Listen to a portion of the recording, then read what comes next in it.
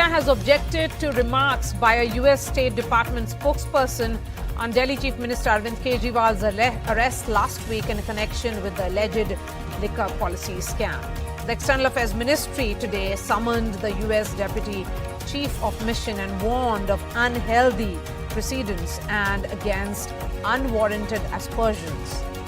The ministry issued a statement later stressing that India's legal processes are based on independent judiciary, which is committed to objective and timely outcomes.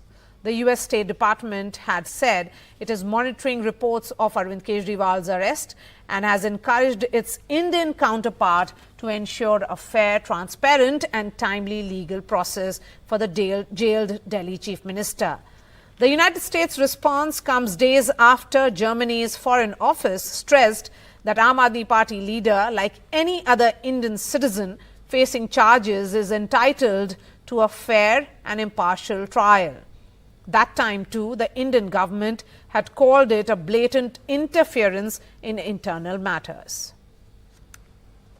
India has strongly objected to what was said by the State Department spokesperson, and India has clearly said that this is not acceptable. They said that the US State Department has made certain comments about legal proceedings in India. They have not named Kejriwal, but they said that it is a legal proceeding, and in a diplomacy that the states should refrain from doing this. They have said they should be respectful of the sovereignty of another state, internal affairs of another state. Now, this is something which has come after one more comment which was made by the spokesperson of German Foreign Ministry. That time as well, the envoy here, the diplomat here, was summoned to the Foreign Ministry here, External Affairs Ministry here. Now, with 40 minutes meeting between US DCM, the Deputy Chief of Mission here, and the officials in South Law, it is quite clear that India is not ready to hear this kind of comments again and again. So this is a message not only to the US, for which it is the second time that this kind of thing has happened, because earlier there was a comment about CAA when India had reacted very strongly to it, saying that people who do not know about the culture and history of India shouldn't be talking about it.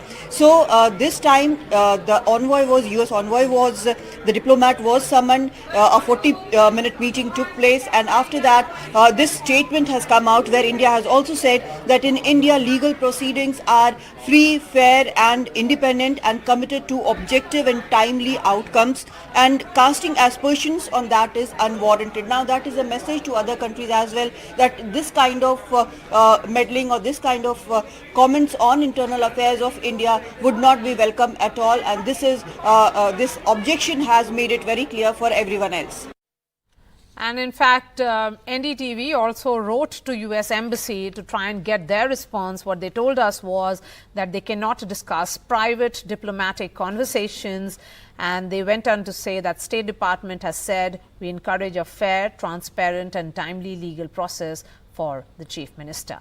Joining me on the show, Ashok Sajanhar, former diplomat. Dr. Tara Kartha is a former Director, National Security Council Secretariat. Michael Kugelman joining me from Washington, D.C. He is the director at South Asia Institute, the Wilson Center. Michael, beginning with you, why is the U.S. actually making statements which certainly appear to be unwarranted? Well, it's a fair question. I mean, this is a part of U.S. foreign policy, particularly with the current administration, which has embraced what it describes as a values-based foreign policy, which means it's going to do what it can to advance democracy and rights and so on, though it's very selective about how it applies that policy. Yeah, I think that this is a comment that ideally would not have been made by the U.S. government, but let's be very clear. This is a fairly mild comment. This was a comment made by a U.S. State Department spokesperson. I think it's a reminder, though, that the U.S.-India relationship still has a lot of work to do. And that this is not the first time, as you noted, that the U.S. has said something that India has believed to be unnecessary interference in its domestic affairs. And if you look at India's relationships with some of its other Western partners, like France, for example, these types of things don't come up. Yes, it has come from the Germans and from the Americans. But the question is also that it is based on that assumption that the legal process here is not free and fair. Right, and that's not for me to comment on. But let me put it this way: the broader context is important here, in the sense that India is a growing global power. It's going to become even more prominent and present in the world, and the more powerful and prominent you become in the world, the more you're going to attract attention, and the more likely that you're going to attract some criticism at times, including from friends. So I think that I would turn things back to India and say, well, is there really a need for India to respond to these types of comments? Couldn't something be gained simply by ignoring them? I put that out there not to be too provocative, but as I would say, it would have been better for the U.S. not to make this type of comment, but it's inevitable. There's going to be more of them, and not just from the U.S. as well. But what you say about perhaps they have to do a lot of work on their relationship is something that I would agree on then, Ashok Sajjanhar. Because, for India to summon an envoy and talk about how this is unwarranted aspersions, all this should not have happened in the first place had that statement not come. I mean, why is there an assumption that the legal process being followed here is an impartial one? No, absolutely. You're very right, Maria. I don't think India or any other country gives the right to the United States, or for that matter, Germany that we were discussing, to monitor the situation, to monitor this case in India, meaning it doesn't have a locus standi. I am amazed at this language from the United States that we are going to monitor. Is the Indian democracy not strong enough? Is the Indian democracy not robust and vibrant enough that from the United States that they have to come and they have to start monitoring? I think it'll be doing themselves a lot of good if they were monitoring their own democracy. You look at the sort of situation that Mr. Trump has been put into. Here there is one chief minister. There you have, tens of cases against Mr. Trump. He's been indicted. What is happening? We don't comment on that. But here the point is, Maria, and the point that you made and was made earlier also, that if there is so much of work to do, then it is better for us not to expend our energies, better for us to focus on what we need to do to take the relationship forward. Why unnecessarily put these aspects into the relationship so that, both in terms you are spending time, you're spending effort, you're spending energy, as far as these issues are concerned, and they don't really matter as far as taking our relationship, whether it is defense or political or security or strategic or technology. There's so many things to be done. So focus on that. What's interesting here is, Dr. Kartha, that before Mr. Kejriwal, there was another chief minister who had to resign and then he was arrested. That was the Jharkhand chief minister. Then you have several other politicians also who are facing the enforcement directorate. But this kind of statement coming only after the Delhi chief minister's arrest, where is this all coming from? Why raise it in the first place? No, I am actually really puzzled as to why the US has raised this at all. I mean, this is like exactly as you said. I mean, why bring it up in this case? Okay, I grant you, this is the, the national capital, AAP is the challenger to the BJP and all the rest of it. But, Dr. Kartha, look, Aam Aadmi Party, is it really a challenger? Well, that jury is still out and it's very, very clear that it's not. But the question is that Rahul Gandhi was also questioned by the enforcement directorate. Yeah. At that time, we did not see any statement come in from any of the countries. Why now? No, when I said this, what I meant in AAP is seen as the kind of, the liberal challenger. So what it is another matter. I mean, he's as much of a politician as anyone else. But the point I want to make, Maria, is that, as the German chancellor has been accused in a tax fraud in a case which has started in 2012. I mean, talk of delays. I mean, that thing has been going on for years. It's not something any of us will comment on. That's their business. It's a domestic issue. It's for the people of Germany to decide whether their chancellor is involved. It's a case involving trillions of euros, right? So that's going on. Here, the point is your sovereignty is not just physical. Most of us see sovereignty as being a physical entity, territory and all the rest of it. The domestic affairs, non-intervention in domestic affairs is written into the UN Charter. It is part of the sovereignty of a country. You do not do this. And as the ambassador said, it is such a waste of diplomatic, cards that you have. Why would you want to expend that in a case where there is, just as it is going on in the US, you remember the Colorado court said Trump should not be indicted, blah, blah, blah. The Supreme Court overturned that. All that due process is going on here as well. So, okay, Ambassador Sajjan, how does it actually work? Is India then going to explain to another country how the legal process in our country actually works?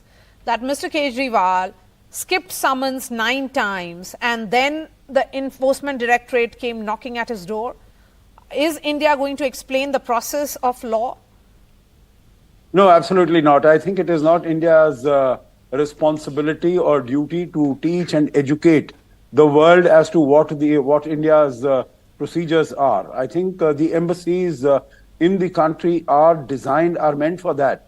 The embassy should here study what has happened and brief its foreign office accordingly so that they are able to take decisions which are knowledgeable and founded on facts. So definitely it is not India's responsibility. However, at times it does happen, Maria, that if it is, not a public spat like this, it's not a public discourse like this. If in a certain meeting, the two countries, they are discussing something, then definitely some sort of a discussion on this can take place as to how it had happened. But, if another government doesn't know about it and is making these comments, it reflects very poorly on that government. That, that government is ignorant and they are sort of, making these totally uncalled for and unwarranted comments. Okay, then Michael, Maria. Is this more of a, standard response that these countries give? So, a rather over-enthusiastic spokesperson just making a comment without realizing the larger diplomatic ramifications of it? Well, that could be. And, the context here in terms of how this comment came to be made is important. This was not a case of a senior U.S. official deciding to go in front of cameras and make this policy pronouncement about the legal process for this political personality. This was a case where the State Department spokesperson had received a query about the case, and the spokesperson then responded.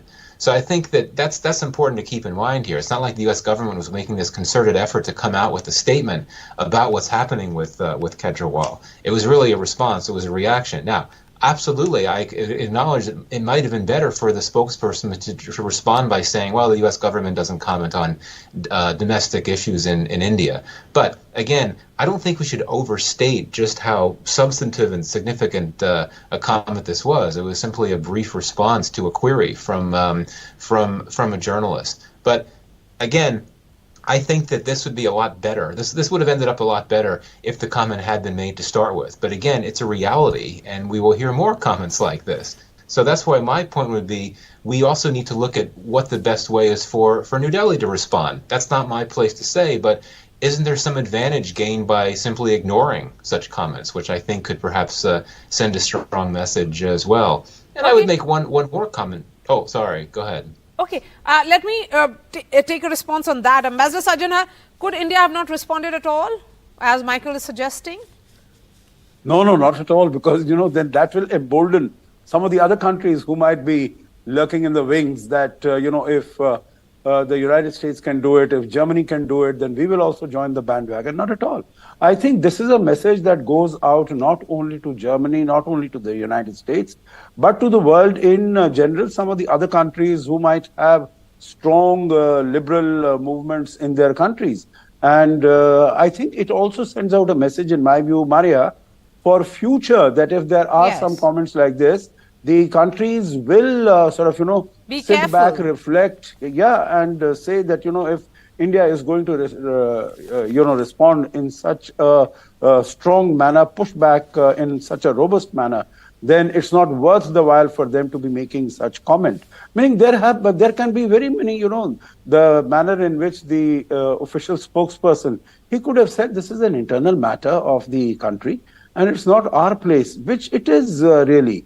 Meaning surely they would understand, their embassy would have briefed them that it was after 9 summons and after the High Court decided not to provide a bail to Mr. Kejriwal that he was arrested. So I think the very glibly saying that we expect and we hope that due processes will be followed, I think this doesn't do any Okay, so Dr. credit Karta, to India has them. chosen to draw the line here, but how will this be seen diplomatically by, say, United States and Germany, the two countries which actually spoke about it?